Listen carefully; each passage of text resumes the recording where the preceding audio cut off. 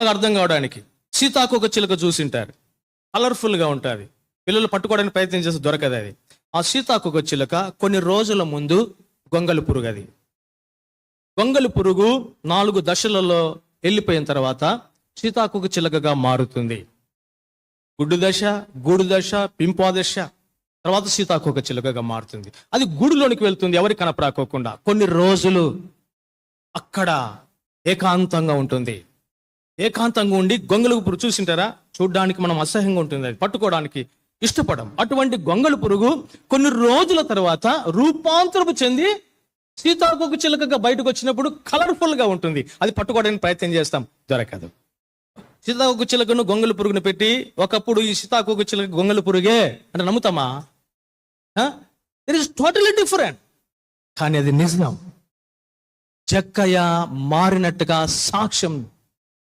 ఈనాడు నీవు నేను మారునాము అనుకొని చూపించుకుంటున్నామా? నిజముగా మారినామా? నిజంగా మారు మనసు అనుభవం ఉందా?